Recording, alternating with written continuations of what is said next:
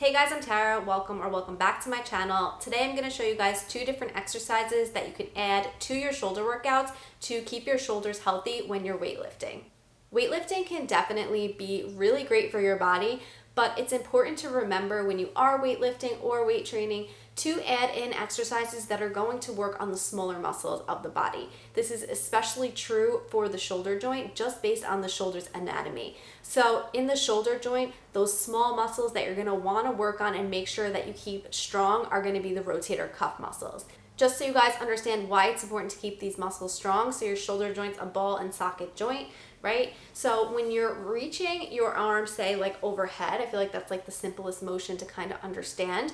If the, say, deltoids are really strong, but the rotator cuff is really weak, your shoulder joint is like that ball part isn't going to stay in the best position, and it could lead to issues over time like a shoulder impingement or tearing of the rotator cuff tendons. When you keep that rotator cuff strong, it keeps that ball and socket joint in a good position. So when you're reaching overhead, the rotator cuff keeps that ball and socket joint stable so that you're not prone to injury. So that's like a little overview or a really general overview of why it's important to keep these muscles strong. But just so you guys know, there is a purpose to doing these types of exercises. Also, in terms of weightlifting, when these stabilizing muscles are strong, like the rotator cuff, it's going to make your other exercises more effective anyway. The rotator cuff does move your shoulder in different directions, and it is made up of different muscles, but for today's video, we are going to go over some exercises that focus on external rotation and the external rotators of the rotator cuff. This is because this motion tends to be a weaker motion in terms of the shoulder for a lot of people, so I wanted to go over this today. So I'm going to give you guys two different exercises to work external rotation and the external rotators. They are going to require a band, like a longer, thinner band. If you don't have bands, I'll put a link to the ones I use in the description down below, but we'll go over one beginner exercise and one exercise that's a little bit more advanced. For myself personally, because I do weight training, I'll add these exercises into a day that I do shoulders. But if you don't like separate your upper body into different muscle groups and you just do a generalized upper body day, you can also add them in there as well. So with all that said, let's get to the exercises. Okay, exercise number one, we're gonna do external rotation in a neutral position. So I have my band. I tied my band to this dog gate that I have between my living room and the rest of the house because my dogs would literally be barking all day if they were allowed in the living room at any time they wanted. So yeah, we have the gate there. So I tied that to that, but find where you can tie this to. I think that the bands come with a like little thing that you can kind of like stop the band in the door, so you could hook it that way. So that works. If you're at the gym, you could do the same thing with cables. So you could set up the cables this way. If you're doing cables though, just know these are really small muscles, so you're gonna wanna go really, really light on this, okay? You're not gonna go heavy at all, so start really, really light.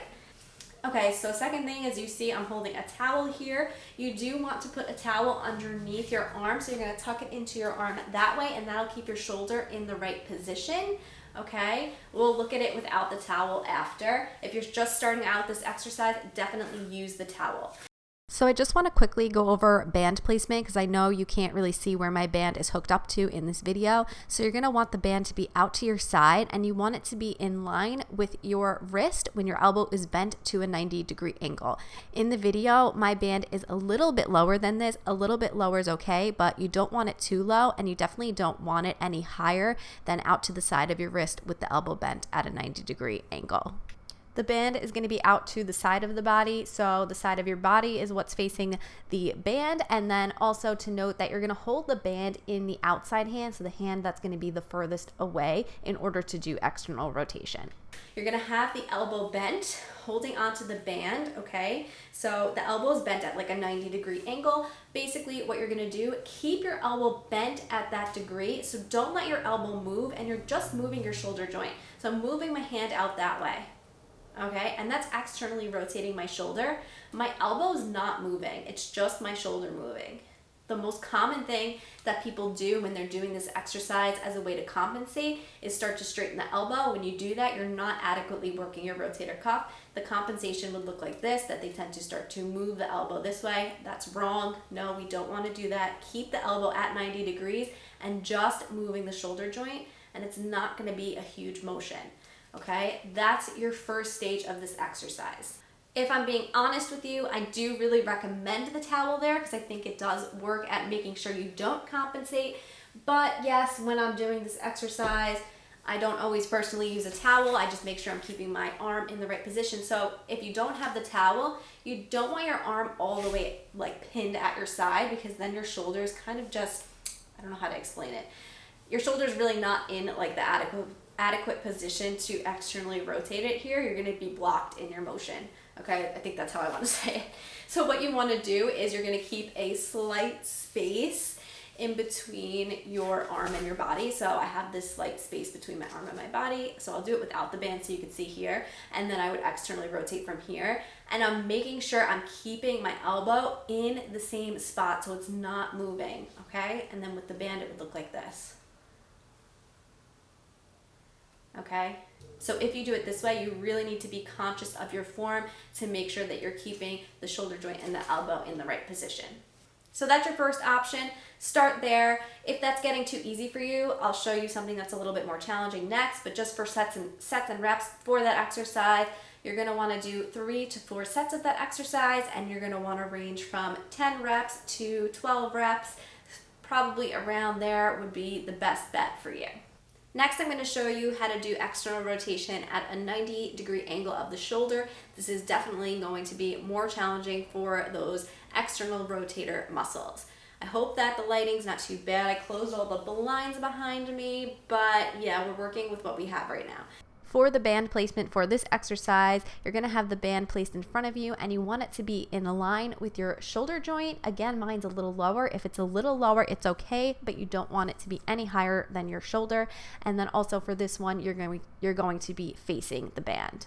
So this time you're going to be facing your band. You don't need a towel. You're going to bring your shoulder to a 90-degree angle here. Okay, so my arm is basically straight out from my shoulder joint and my elbow is bent.